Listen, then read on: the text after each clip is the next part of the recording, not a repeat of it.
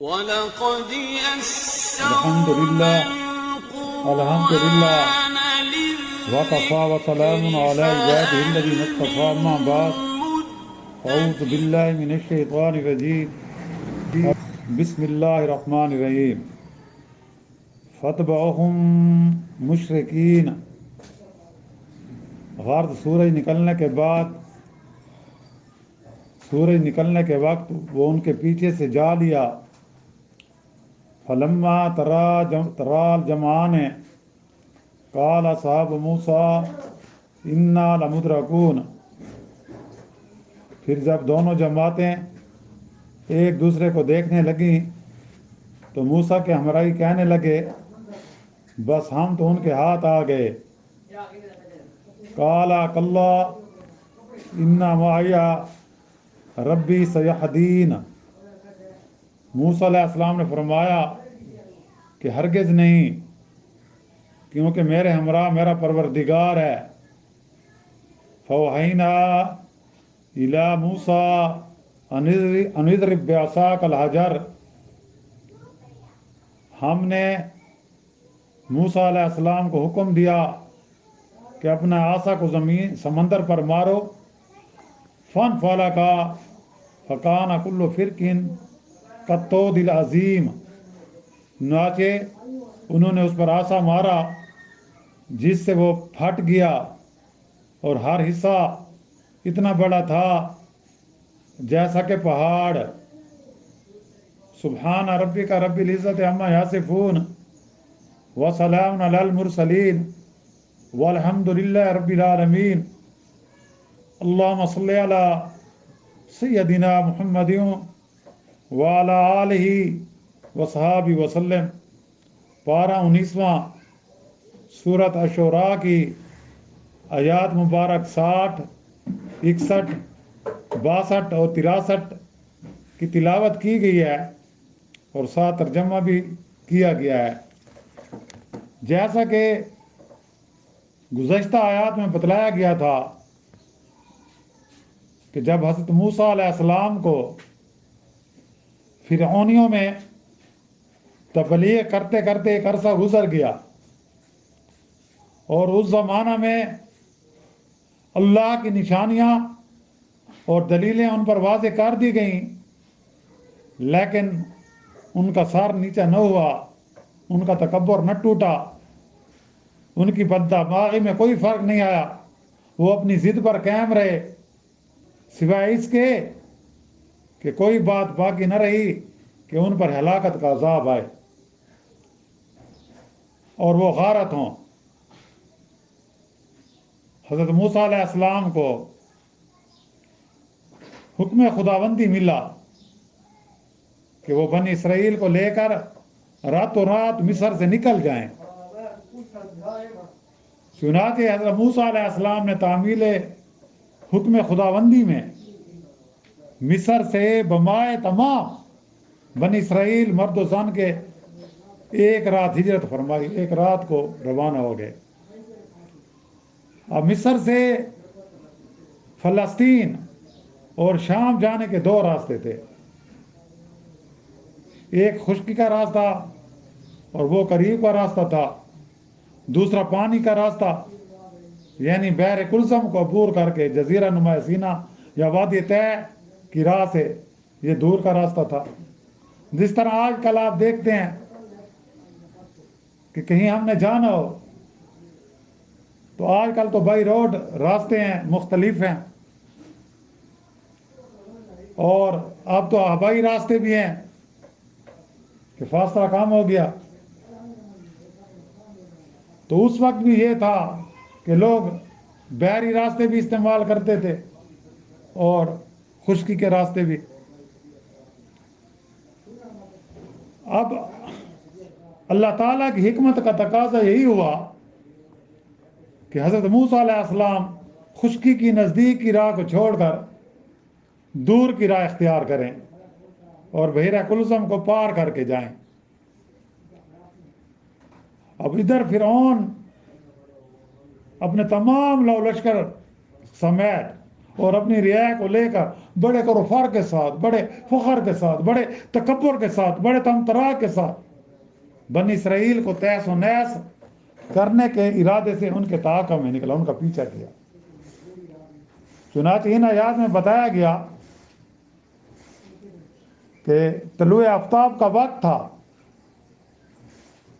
فرعون بنی اسرائیل کے قریب جا پہنچے، فرعونی یعنی فتبعہم مشرکین، کہ فرعون اور اس کے جو ساتھی تھے غار سورج نکلنے کے وقت ان کے پیچھے سے پہنچ گئے۔ اس وقت تک بنی اسرائیل بحر کلزم کے کنارے تک پہنچ چکے تھے، یعنی کہ وہ اس سمندر کے کنارے تک پہنچ چکے تھے کہ پیچھے آگے سمندر ہے اور پیچھے فرعون کا مسلح لشکر ہے جس کی تعداد لاکھوں میں ہے۔ اب حضرت ہارون علیہ السلام قافلے کے آگے آگے تھے، حضرت موسیٰ علیہ السلام پیچھے پیچھے تھے۔ اب فرعونی لشکر بنی اسرائیل کو نظر آ رہا تھا اور بنی اسرائیل کو فرعونی دیکھ رہے تھے، یعنی اب لشکر والے پیچھے دیکھتے تھے تو فرعون کی فوج نظر آتی تھی، آگے دیکھتے تھے سمندر تھا۔ اب بنی اسرائیل بحر کلزم کے کنارے پہنچ کر حیران ہو کر کھڑے ہو گئے، جب دیکھا کہ فرعون کا لشکر قریب آ پہنچا ہے۔ اس وقت مضطرب ہو کر کہنے لگے، پریشان ہو کر کہنے لگے حضرت موسیٰ علیہ السلام، اب بتلائیے اب ہم کیا کریں، آگے سمندر کا پانی ہے، پیچھے فرعون کا ڈڈی دل لشکر ہے، ظاہر ہے کہ بنی نبی اور غیر نبی کا ایمان یکساں نہیں ہوتا۔ جو حضرت موسیٰ علیہ السلام کا ایمان تھا وہ تو کامل تھا، ان کا تو پورا بھروسہ اللہ کی ذات پر تھا کہ اللہ تعالیٰ میں ایسے نہیں چھوڑے گا، لیکن ان کی جو قوم تھی بنی اسرائیل، ان کا وہ ایمان کامل نہیں تھا، وہ اسباب کو دیکھ رہے تھے۔ اب وہ یہ اس لیے پریشان تھے کہ اگر ہم اس طرف جاتے تو سمندر میں ڈوب مریں گے، یہ پیچھے جاتے تو فرعون کی فوج ہمیں تہس و نہس کر دے گی۔ لیکن حضرت موسیٰ علیہ السلام اور ہارون علیہ السلام کا ایمان کامل تھا، ان کو اپنے اللہ پر پورا بھروسہ تھا، کیونکہ وہ اپنی مرضی سے نہیں نکلے تھے۔ حضرت موسیٰ علیہ السلام اور حضرت ہارون علیہ السلام بنی اسرائیل کو لے کر اپنی مرضی سے نہیں نکلے، جب اللہ نے انہیں حکم دیا تھا تو وہ اللہ کے حکم کے مطابق راتوں رات نکلے تھے، تو ان کا تو اللہ پر پختہ یقین تھا کہ ہمیں اللہ تعالیٰ ایسے نہیں چھوڑے گا۔ وہ یہ سمجھتے تھے کہ اب فرعون کے غرق ہونے کا وقت آ گیا، اس لیے وہ مطمئن تھے، انہیں کوئی فکر نہیں تھی۔ اور انہوں نے حضرت موسیٰ نے کیا کہا، قال کلا ان معی ربی سیہدین، موسیٰ نے فرمایا ہرگز نہیں، کیونکہ میرے ہمراہ میرا پروردگار ہے جو مجھ کو ابھی راستہ بتلا دے گا، یعنی ان معی، بے شک میرے ساتھ اللہ ہے، ربی میرا رب، سیہدین مجھے راستہ بتا دے گا، میری رہنمائی کرے گا۔ تو حضرت موسیٰ علیہ السلام نے نہایت ہی ٹھنڈے دل سے جواب دیا کہ گھبراؤ نہیں، تمہیں کوئی ایذا نہیں پہنچ سکتی، تمہیں کوئی تکلیف نہیں پہنچ سکتی، فرعون تمہارا کچھ نہیں بگاڑ سکتا۔ اللہ تعالیٰ کا وعدہ سچا ہے کہ وہ تمہیں نجات دے گا، تم ہی کامیاب ہو جاؤ گے، کیونکہ عزت اور ذلت اللہ کی طرف سے ملتی ہے، کامیابی اور ناکامی اللہ کی طرف سے ملتی ہے۔ تو اس لیے حضرت موسیٰ علیہ السلام کا پختہ یقین تھا کہ انشاءاللہ ہم کامیاب ہوں گے، فرعون ناکام ہوگا، فرعون کا آخری وقت آ گیا، اس کی ذلت ہمیش شکست یہ اپنی آنکھوں سے دیکھ کر مرے گا، غرق ہوگا۔ تو جب یہ حالت تھی